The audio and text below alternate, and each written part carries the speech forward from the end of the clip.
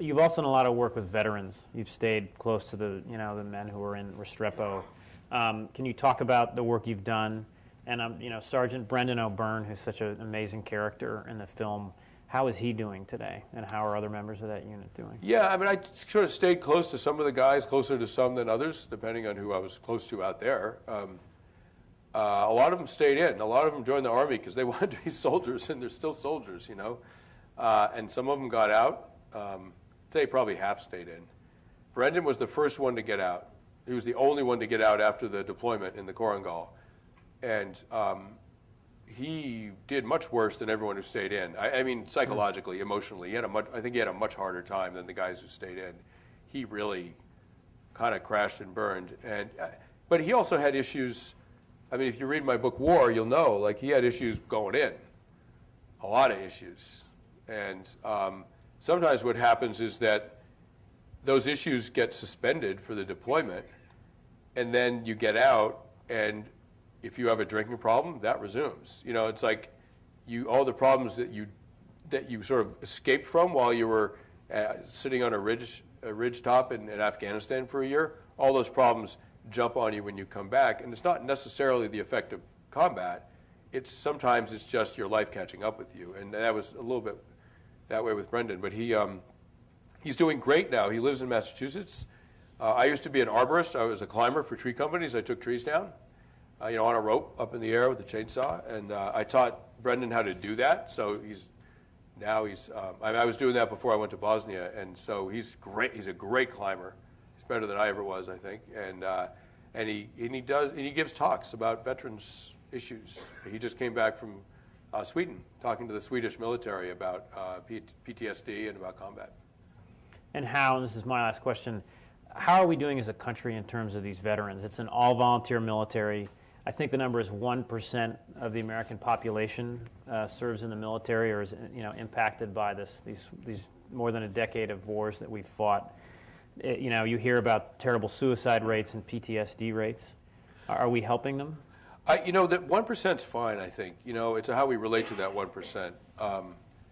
I mean, we don't need a 5 million person army. You know what I mean? Like and mostly we couldn't afford it. I mean, the biggest limiting factor on the size of the army isn't manpower. It's actually we can't pay for it. We have the army that we can afford right now, and so the trick is, the people who serve are never going to be a majority of the country, right? And so the trick is to relate to that 1% and make them feel like included in this country. And what happens with soldiers is they come back. Brendan said this to me. He said one of the things that really troubled him was the idea that he might have killed civilians. It really burdened him, And he'd come back and people would say, he'd try to talk about that, and people would say, don't worry about it. You did your job. You did your duty. Welcome back. Thank you for your service. You're a hero. And he's like, listen, this isn't my war. You guys sent me. And even the people who were against the war helped pay for it. It's not my war. Like, why won't you have a conversation with me about killing? Because that's what war is. It's killing. And the people who kill come back with some moral burdens. And they should be shared by everybody because we all killed. Like, if a country goes to war, everyone in that country helped kill.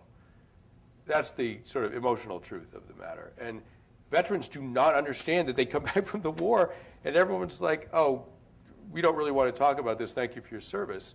It drives them crazy. And I think one of the things we really have to do is kind of, as civilians, as citizens, is own the war. And that applies just as much to people who were against it as who were for it. It was our war. We paid for it. Our government chose to do it. And in Afghanistan, I mean, I was totally against Iraq, completely against Iraq. But young Americans came back with an experience over there, and I'm an American, and my country went to Iraq, and I feel like I should be willing to have any conversation they need to have about it. I don't know how you quite do that in a formal way. One idea I had, I've been working with a wonderful author named Karl Marlantes, a Vietnam vet, amazing guy, amazing author. He wrote a book called Matterhorn, another book called What It's Like to Go to War, what it feels like to go to war. Incredible book, incredible man. Anyway, we had this idea, like suppose, like, you know, Veterans Day can sometimes feel like a somewhat empty, like, formality. Suppose on Veterans Day, when someone says, I support the troops, it means that you go to the town hall in whatever city or town you live in, and all the young people who served in the wars, who are from your town, have the chance, they don't have to, but they're given the town hall is made available to veterans for an entire day, 1 day a year on Veterans Day, to come talk about what it was like to their whole town. And if you support the war, if you support the troops, it's your job to go listen. And they might get really angry. They might get teary and say that they miss their brothers.